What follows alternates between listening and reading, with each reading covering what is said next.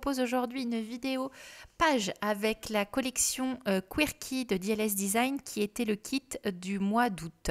Alors comme toujours quand je reçois ma collection, je me fais un petit nuancier des encres que je peux utiliser et je le garde avec mon kit, comme ça me permet d'avoir la liste toujours avec moi. Du coup, j'ai choisi de prendre un fond de page dans un cardstock blanc et j'utilise les cartes PL de mon kit. Alors moi j'ai le kit XL parmi les différents kits que propose DLS Design. Donc j'ai à la fois des papiers de scrap en 30-30 et des cartes PL qui permettent de faire le PL en plus de mes projets scrap. Donc du coup, j'ai choisi des cartes pour venir faire des découpes avec ce die Polaroid qui vient de chez Laura by Laura. Je vous mettrai tous les liens dans la description des produits que l'on peut trouver, donc soit chez DLS Design, soit chez Craftelier. Donc j'ai découpé mes Polaroids qui correspondent à la taille de ma photo. C'était un peu le thème Pola de la page. Et puis je vais venir aligner mes éléments. Donc je me sers de la règle en T de Craftelier que j'ai acquis récemment. Et qui franchement je trouve ça super, elle est très bien faite et j'en ai cherché longtemps, j'en avais trouvé une en métal mais qui a une surépaisseur et qui me convient pas parce que quand on travaille sur du papier évidemment la surépaisseur est gênante et celle-ci est parfaite pour l'utilisation du papier. En plus elle était pas chère du tout, donc c'était c'est fait partie de ces petits outils qui aident bien et puis qui sont ma foi pas trop chers, donc c'est toujours sympa. Donc j'ai choisi de faire mes découpes de les imprimer. Donc c'est assez coloré comme la collection. Mais en même temps, ça collait bien au thème de ma photo. Donc je viens coller en essayant de garder vraiment une distance égale et un bon alignement mes Polaroids. Je regrette après coup de ne pas les avoir doublés par une petite cartonnette ou une épaisseur de papier supplémentaire pour donner un peu de volume.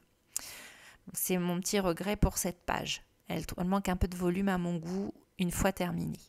Alors j'ai positionné les die cuts de la collection que je voulais poser à cet endroit-là pour pouvoir en fait déterminer la place que je vais occuper avec mes tampons.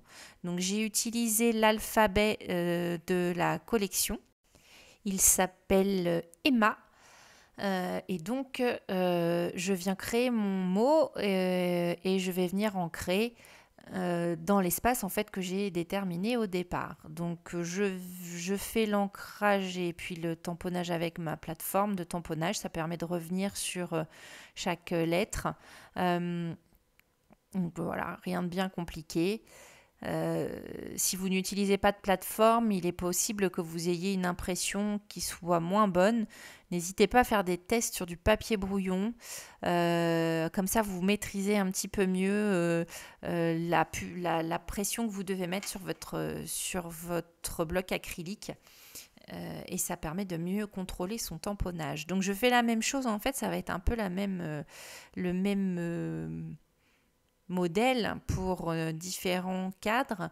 J'ai pareil positionné mes die cuts ou stickers ou embellissements pour déterminer la place de mon alphabet, de mon mot, et puis je viens le tamponner aussi dans une autre couleur.